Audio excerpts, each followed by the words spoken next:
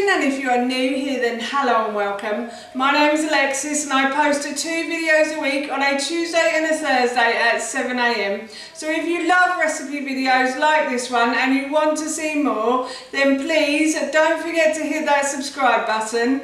And now I'm going to share with you how to make my delicious beef and butternut squash chilli. As I just mentioned, today I want to share with you how to make my delicious beef and butternut squash chilli. Now this recipe, as always, is really easy to do, and this is a really nice dish for a mid-week meal, and it's also a great dish to make on the weekend as well. It's a lovely Saturday night dinner, I have to say.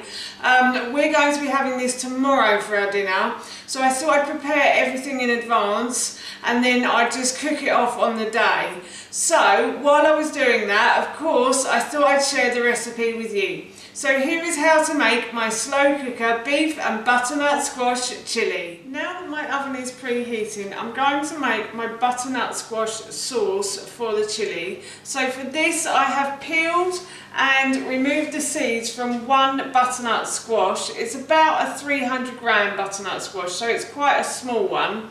And I've chopped the butternut squash into like 1-inch pieces, I'd say, or even 1/2-inch pieces probably. As long as it's chunky, it's fine. Don't worry, we're going to blend this later, so it doesn't matter.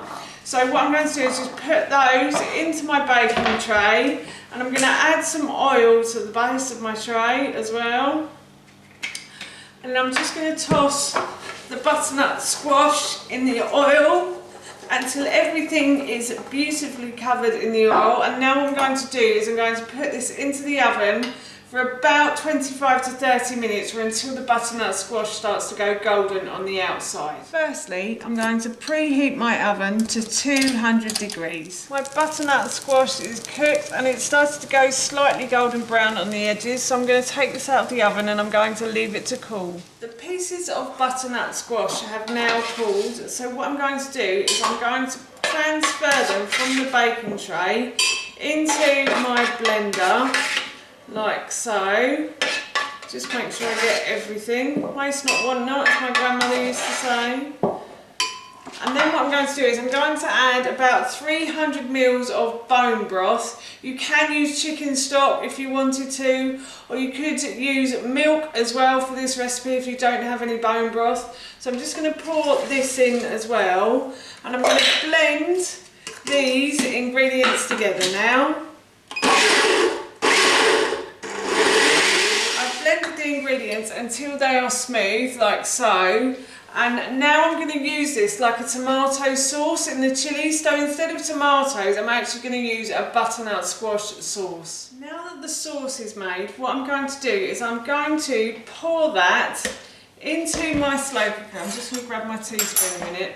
I'm going to pour this into my slow cooker like so. I'm just going to empty this out, and then here I have some minced beef. Now this is frozen minced beef, but all I'm going to do is just put this on top of my sauce, and I'm going to leave it to defrost overnight, and then hopefully in the morning it will be all defrosted and I'll be able to just cook this slowly.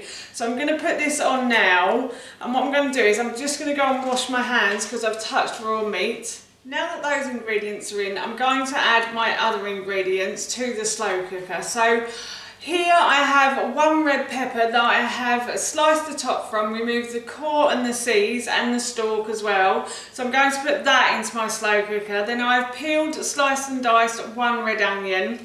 And then I also have some grated carrot and some grated courgette. So I peeled the carrots and the courgettes, and then I just simply grated them. And the reason I grate them is because I have a bit of a fussy eater. And if he finds chunks of food, my son that is, he's at 8, and if he finds chunks of carrot or courgette, he will try to avoid them. So if I grate them, then they just tend to disintegrate, so he doesn't know they're in there. But if you wanted to make yours chunky because you don't have any fussy eaters, then please do. But that's why I grate all my vegetables. So yes, I'm going to put that in as well. And then I'm going to add in some spices and some herbs to this as well. So the first spice I'm going to add is some mild chili powder. So I'm going to get 1 teaspoon of mild chili powder, like so. and I'm going to sprinkle that over. And then I've got some ground ginger as well. You can't have a chilli without ginger and chilli, mild chilli. If you wanted to make it hotter, then you could use medium or hot chilli powder. You don't have to use mild at all. It's only because, again, I'm serving this to my son and he doesn't really like spicy food. He doesn't mind it, but he doesn't like it too spicy. So yeah, anyway, I'm going to add 1 teaspoon of garlic granules as well. And then I'm also going to add some ground sweet cinnamons to this as well. And in this bowl here, I actually have some black beans that I have been soaking. So I'm going to soak those overnight and then I'm going to cook them in the morning before I put the slow cooker on. But if you wanted to use tinned, then please do. I'm using about 200 grams of dried beans. And I'm just, as I said, I'm just going to soak these in the fridge overnight and then cook them in the morning. But that is the chilli done. I'm going to stir everything tomorrow morning before I put it on and add my beans as well. So yes, that is the chilli done. I'm just waiting for the minced beef to defrost and we will get going again in the morning. The one thing I always forget to add is the salt and pepper. Sorry about this. So I'm just going to add like a ½ teaspoon of salt and probably about a ½ teaspoon of pepper as well. Salt and pepper to your taste. So yes, I'm going to get the lid now and I'm definitely going to put this to one side and I will start the process again in the morning. It's the next day now and as you can see I have mixed all of the ingredients together, and what I have done as well is I've cooked my beans. So I soaked them overnight and then I rinsed them off this morning and then I cooked them for a good ½ an hour. I do boil my beans to death. I find they get a lot softer when you boil them to death. So I did boil them to death and then I rinsed them off again under the sink. So I drained them and rinsed them under the sink, and now what I'm going to do is I'm going to add these to the chilli. Now I know traditionally that it's meant to be red kidney beans, but we don't have any red kidney beans and black beans are just as nice as red kidney beans. So I decided to add these and I'm just going to mix those in, and I've also added some green beans to this as well. I forgot to put those in yesterday, so I'm just put them in now. And now what I'm going to do is I'm going to turn this on at the wall and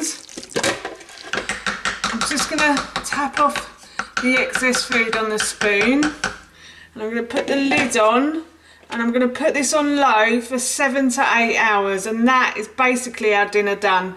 Later on I'll make some rice, but that's it, that's dinner.